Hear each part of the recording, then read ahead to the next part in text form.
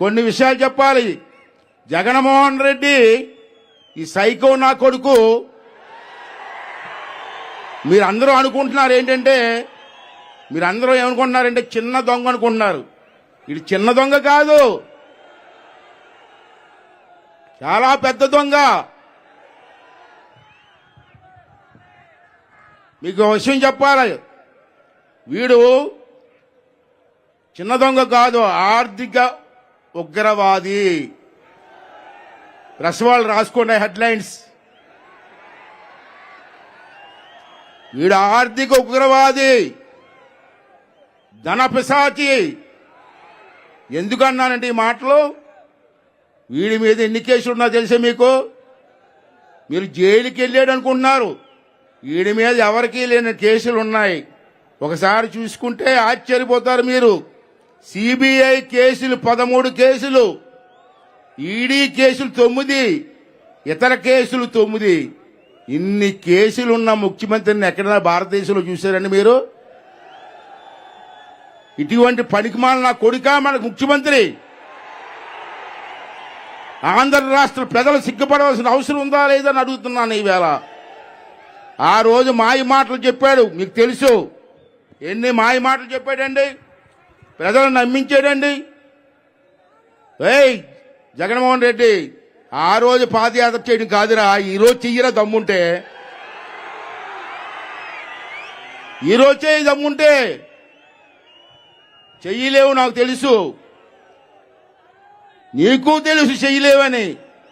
అందుకే హెలికాప్టర్లు తిరుగుతున్నాడు ఈ మధ్యని. రోడ్డు మీద తిరుగుతున్నాడు ఎక్కడన్నా. 6 కిలోమీటర్లు 8 కిలోమీటర్లు కూడా హెలికాప్టర్లు తిరిగే పరిస్థితి వచ్చింది వాడికి. ఎందుకు వచ్చిందంటే, రోడ్డు మీద పాదయాత్ర చేస్తే మగాలి కాదు, ఆడవాళ్ళు చెప్పులు ఇచ్చి కొడతారు. ఇవాళ పోలీసులు ఉన్నారు ఇక్కడ. ఈ పోలీసులు లేకుండా పాదయాత్ర చేయమనండి. పోలీసులు ఇక్కడ చాలా మంది ఉన్నారు, మీకు కూడా చెప్తున్నాను.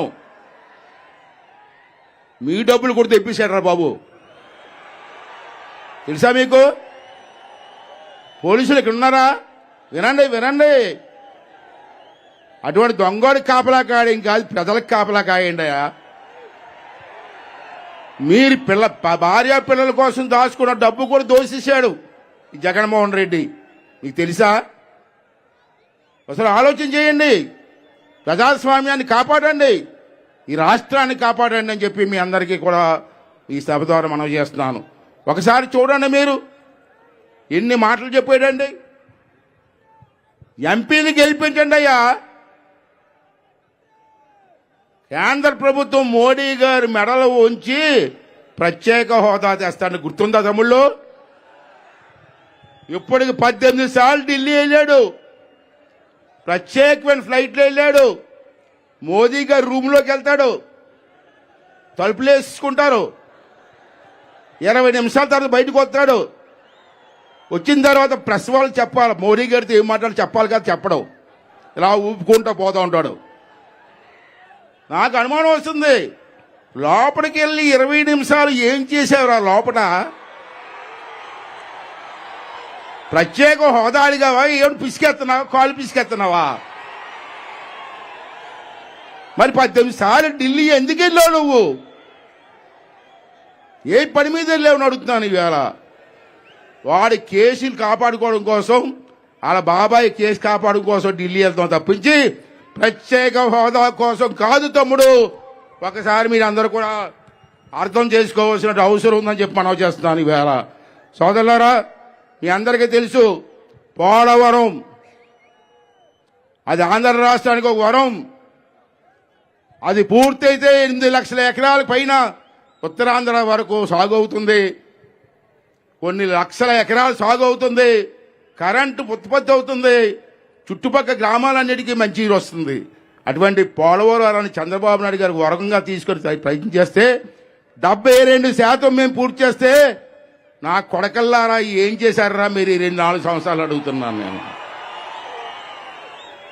2% కూడా పూర్తి చేయలే. నువ్వే ముఖ్యమంత్రి అడుగుతున్నాను ఈవేళ. మొన్నటి వరకు ఇరిగేషన్ మినిస్టర్ నెల్లూరు జిల్లా ఎవరన్నాడు? అనిల్ కుమార్. అమ్మో, అసెంబ్లీలో తొందర ఎందుకు బ్రదర్, వచ్చేస్తాం బ్రదర్, పారేస్తాం బ్రదర్ అన్నాడు. ఆ నీరు కనపడలేదు, ఆడు కనపడలేదు ఎక్కడ. తర్వాత ఇప్పుడు ఒక్క కొత్త మంత్రి వచ్చాడు, అంబటి రాంబాబు గారు పోలవరం ప్రాజెక్ట్ ఏంటంటే నాకు అరగంట చాలు అంటాడు. అదే పోలవరం గురించి చెప్పబోయే అంటే నాకు అరగంట చాలు అంటే దేనిగా అరగంట?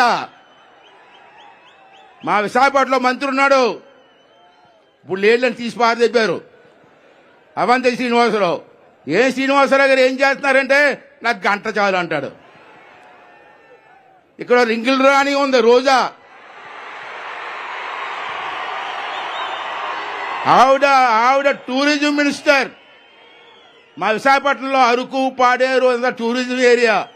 ఒకసారి విశాఖపట్నం వస్తే మంత్రి గారు మా పాడేరులో కానీ అరకులో కానీ ఏదో ప్రాజెక్ట్ ఇవ్వండి అంటే దాని గురించి చెప్పదు, నా సొగసు చూడు మాయా అంటది.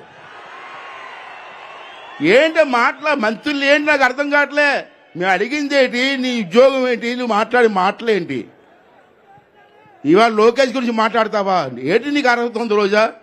నీ మేకప్ చూస్తే రాత్రులు కూడా భయపడిపోతాం, పగల భయపడిపోతాం. అంచేత ఇటువంటి మంత్రులు, ఇటువంటి పరిపాలన ఈరోజు రాష్ట్రంలో నడుస్తుంది. దాన్ని మనం కాపాడుకోవాల్సిన అవసరం ఉంది. రాష్ట్ర భవిష్యత్తుని కాపాడవలసిన అవసరం ఉంది. మన పిల్లల తాలూకు భవిష్యత్తుని కాపాడవలసిన అవసరం ఉందని చెప్పి ఈ సందర్భంలో మీ అందరికీ మనం చేస్తాను. సోదరులారా, మీకు తెలుస్తూ ఉద్యోగస్తులు ఉన్నారు రాష్ట్రంలో. వాళ్ళందరూ కూడా బాగా చదువుకున్న వ్యక్తులు, ఆలోచన చేయకుండా తప్పుడు చేశారు. మొన్న మా ఎలక్షన్లో ఎలక్షన్ అయిన తర్వాత నా దగ్గర కొంతమంది వచ్చారు. సార్, జగన్మోహన్ రెడ్డికి 2 చేతులతో ఓట్లు ఇస్తాం సార్ అన్నారు నాతోటి. తర్వాత ఆయన వెళ్ళిపోయిన తర్వాత ఆ దొంగనా కొడుకు మోసం చేశాడు సార్ అంటున్నారు. వాళ్ళని మోసం చేశాడు. అంటే ఈవేళ ఉద్యోగస్తులకి సిపిఎస్ ఇస్తానన్నాడు. ఆ రోజు మీటింగ్లో చెప్పాడు, తమ్ముడు వారం రోజులని సీఎం అవుతున్నాను, వచ్చినన్నే సిపిఎస్ అన్నాడు. ఈవేళ 4 సంవత్సరాల అయిపోయింది. మరి సిపిఎస్ ఎక్కడుంది తమ్ముడు? ఉద్యోగస్తులారా అసలు ఆలోచన చేయండి. మీరందరూ కూడా అర్థం చేసుకోవాల్సిన అవసరం ఉంది. ప్రతి జనవరిలో కూడా కుర్రవాళ్ళకు ఉద్యోగాలు ఇస్తాన్నాడు. గెలిచిన వెంటనే 7 లక్షల మందికి ఉద్యోగాలు ఇస్తాన్నాడు. ఇవాళ ఏ కుర్రవాడికి ఉద్యోగాలు ఇచ్చావు నువ్వు? ఒక ఫ్యాక్టరీ అనేది ఇచ్చావు రాష్ట్రానికి? ఉన్న ఫ్యాక్టరీని పారిపోయారు.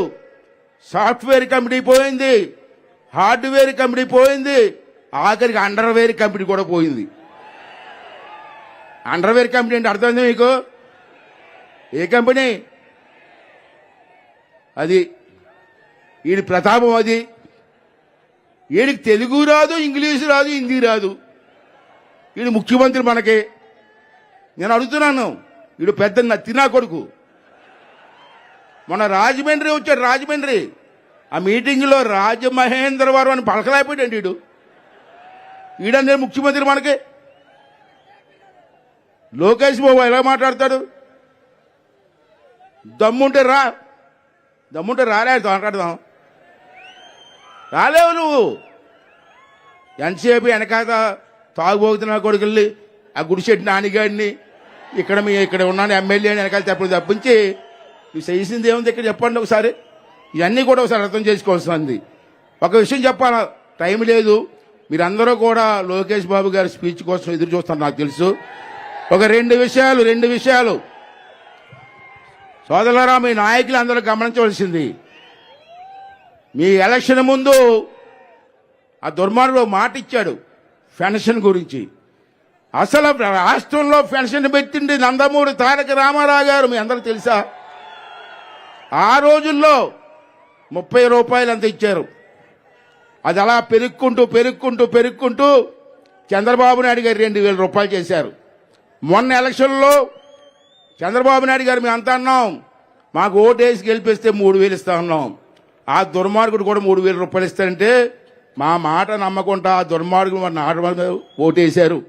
సోదరులారా, నేను ఒకటి అడుగుతున్నాను, మిమ్మల్ని ఎప్పుడైనా ఆలోచించారా? గెలిచిన దగ్గర నుంచి 3000 ఇచ్చాడా లేదా? మరి అక్కడ ఎంత మోసం జరిగిందో చూసారా? ఎప్పుడైనా ఆలోచించారా? గెలిచిన మొదటి నెల నుంచి కూడా 3000 ఇవ్వాలి కదా. అలాగే ఇవ్వకుండా మొదటి సంవత్సరం 3250 ఇచ్చాడు. 2250 ఇచ్చాడు. రెండో సంవత్సరం ఇవ్వలేదు. మూడో సంవత్సరం మళ్ళీ 250 రూపాయలు పెంచాడు. మళ్ళీ 4వ సంవత్సరం అలా చేసుకుంటూ వచ్చి అలా తగ్గించుకుంటూ రావడం వల్ల ఒక్కొక్కరికి ఎంత నష్టం జరిగిందో మీరు ఎవరన్నా ఆలోచించారా? ఎప్పుడన్నా లెక్కేశారా? మీరు మీ నాయకులు కానీ ప్రజలు కానీ ఆలోచించారా? లేదు. అలా తగ్గించుకుంటూ రావడం వల్ల ఒక్కొక్కడికి 26,450 రూపాయలు బొక్క పెట్టాడు. మీరు ఇంటికి వెళ్ళి చూసుకుని ఆలోచించండి. ఇవాళ ముసలి వాళ్ళని, భర్త చచ్చిపోయిన ఆడవాళ్ళని మోసం చేసే దుర్మార్గు నా కొడుకు జగన్మోహన్ రెడ్డి. అటువంటి వాడిని ఏం చేయాలి మనం? తరిమి కొట్టాలా వద్దా ఒకసారి ఆలోచన చేయవలసినటువంటి అవసరం ఉంది.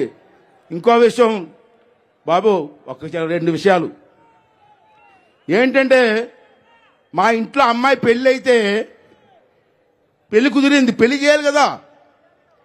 డబ్బుల్లో ఏం చేస్తాం మనం? ఆస్తి అమ్ముకుంటాం, లేదా బ్యాంకులో అప్పు తీసుకొచ్చి పెళ్లి చేస్తాం. కానీ దుర్మార్గ నా కొడుకు ఎంత తెలివి తక్కువ నా కొడుకు అంటే, తెలివి తక్కువ కూడా కాదు, అధిక తెలివితేటలు. బ్రాందీ షాపుల మీద అప్పు తెచ్చేసాడు నా కొడుకు. బ్రాందీ షాపులు లేకుండా చేస్తానని ఎలక్షన్లో మాట ఇచ్చి బ్రాందీ షాపుల మీద ఎంత తెచ్చేసాడు మీకు? 8,300 కోట్లు అప్పు తెచ్చాడు బ్రాందీ షాపుల మీద. ఎప్పుడన్నా విన్నారా?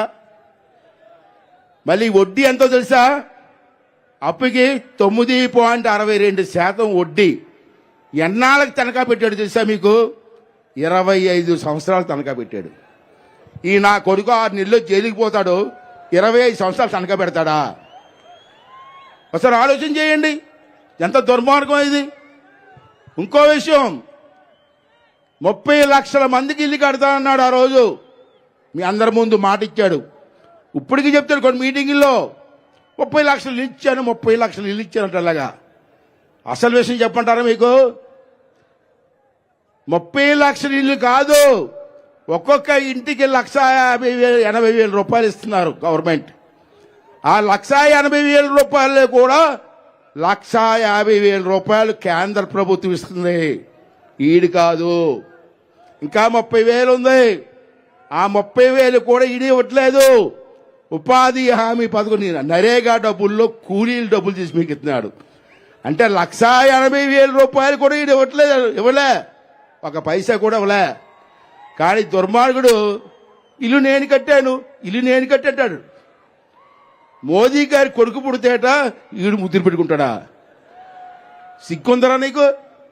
ఏం జన్మరా అనేది? ఒకసారి ఆలోచన చేయవలసినటువంటి అవసరం ఉందని చెప్పి ఈ సందర్భంలో మీకు మనవి చేస్తూ, సోదరులారా, రాబోయే రోజుల్లో రాష్ట్ర భవిష్యత్తు మనకు ముఖ్యం. విశాఖపట్నాన్ని తగలబెట్టేశారు, సుమారు లక్షలాది కోట్లు తగలబెట్టేశారు. ఈవేళ కూడా స్కామ్ జరిగింది. ఇప్పుడే మధ్యాహ్నం మాట్లాడాను నేను. రాష్ట్రాన్ని అంతా తగలబెట్టేశారు. ఈ రాష్ట్రాన్ని కాపాడవలసిన బాధ్యత ఈ రోజు మీ అందరి మీద ఉందని చెప్పి మనవి చేస్తాను. సైనికుల్లా పనిచేయండి, రాష్ట్ర భవిష్యత్తుని కాపాడండి, మన పిల్లల భవిష్యత్తుని కాపాడండి, తెలుగుదేశం పార్టీని గెలిపించండి. నారా లోకేష్ గురించి నేను చెప్పనవసరం లేదు, అతనికి అది నిరూపించుకున్నాడు. అతను పాదయాత్ర పెడతా ఉంటే నడవలేడు, మాట్లాడలేడు అని చెప్పారు చాలామంది అదోలో. ఈవేళ అతను నడుస్తూ ఉంటే గుండులు అదిరిపోతున్నాయి నా కొడుకులందరికీ కూడా. అతను మాట్లాడుతూ ఉంటే నేనే ఆశ్చర్యపోయా, ఎంత మమేక అవుతున్నారండి. ఆ రోజు ఎన్టీ రామారావు గారు వ్యాన్ ఎక్కి ఎలా తిరిగి అందరితో మమేక కలిసిపోయాడో, ఈవేళ పాదయాత్ర స్టార్ట్ అయిందని నేను రోజు టీవీలో చూస్తున్నాను. అంతతో కలిసి అన్ని వర్గాలతో కలిసి మాట్లాడుతూ సొమ్మెత చేస్తూ ఏం కావాలో ఏం చెయ్యాలో చెప్పండి, నాన్నగారితో ఆలోచించి మీకు మేలు చేస్తానని మాట్లాడి పరిస్థితికొచ్చారంటే ఇటువంటి నాయకత్వాన్ని మీరు అందరూ కూడా ఆశీర్వదించాలా. ఈ రాష్ట్రాన్ని అభివృద్ధి చేయాలా, రాష్ట్ర భవిష్యత్తుని కాపాడుకోవాలా, అంతేకాకుండా మన పిల్లల భవిష్యత్తుని కాపాడాలని చెప్పి మరొకసారి మీ అందరినీ మనస్ఫూర్తిగా కోరుకుంటూ, మరి రాబోయే రోజు రేపు ఎలక్షన్లో తెలుగుదేశం పార్టీని గెలిపించి ఈ రాష్ట్ర భవిష్యత్తుని కాపాడమని చెప్పి ప్రతి ఒక్కరికి కూడా మనస్ఫూర్తిగా కోరుకుంటూ సెలవు తీసుకుంటున్నాను. థ్యాంక్ యూ వెరీ మచ్ అండి.